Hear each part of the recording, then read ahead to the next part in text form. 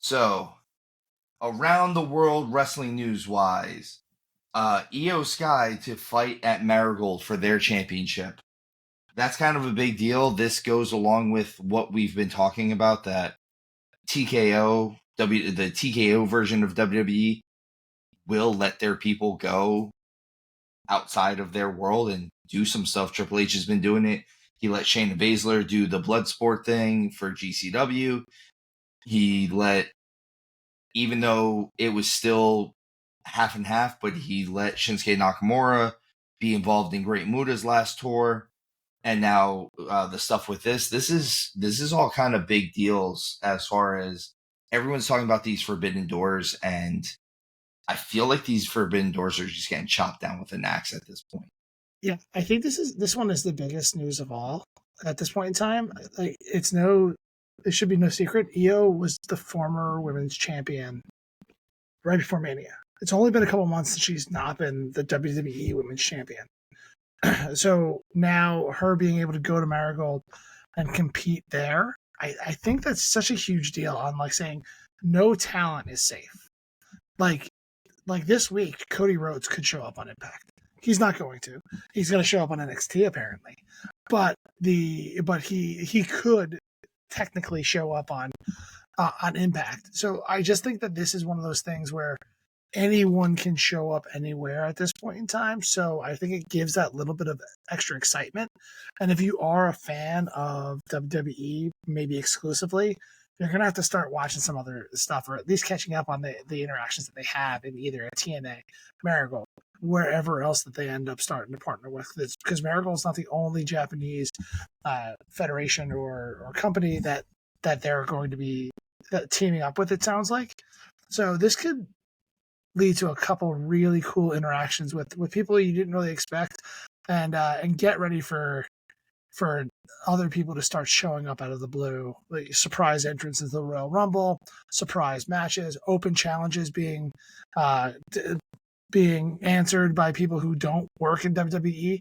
I think that they're really willing to add some talent, add a little bit of a spotlight to a different company that they don't feel is really their competitor because they're so much smaller than them or in a different country.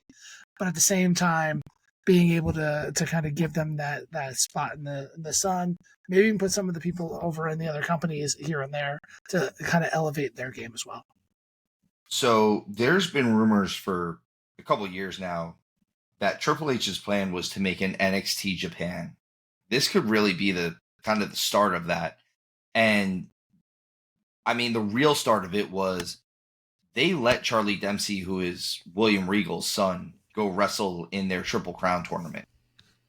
So I think this is them planting their seeds already too. This is just proof, like, hey, we can let you go wrestle over there, and there is no competition. They're in competition with themselves right now. Anyone who wants to say anything differently, it's not true. Right now, the only people in competition with WWE is WWE. Well, let me put that in a different way. I don't disagree with what you're saying. I just like a different narrative for it. Is that now the only competition they have is elevating the product. So though I would like to put a little rosier shine on that, because by doing this, they're kind of like, rising tide lifts all boats. By bringing the top tier talent and having them go toe to toe with other places, that means that talent is at their level. I remember back when WCW came into the invasion, and Vince was very much about squashing WCW, about showing that my talent was way better than your talent. And it took a while. Like some of the people, like Booker T is a great example of someone who got over that hump, after getting squashed to death by Triple H at certain situations. But he was very much in the mindset that I want us to look like our superstars are so much better than the competitions. And that's not what's happening right now. Right now, they're putting parity into place here. Like having people like Jordan Grace come in and go toe to toe with the NXT Women's Champion. That's a change of dynamics that we haven't seen in WWE probably ever. I can't think of any time. I mean, usually when they did it, it was like a one-off. Like, hey, we might have wrestler be from Japan coming in.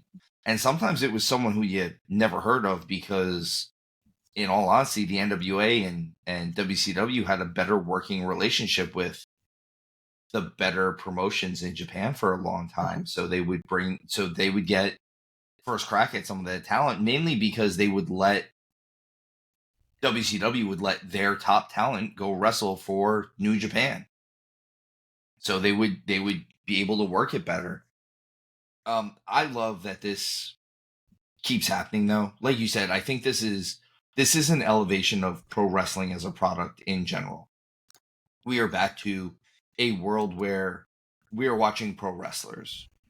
They are not sports entertainers. They are pro wrestlers, and thank God, realistically, like this is most of our prayers answered, right? Like this is what we wanted. This is pro wrestling is back, and pro wrestling is cool again, and pro wrestling is making a lot of money.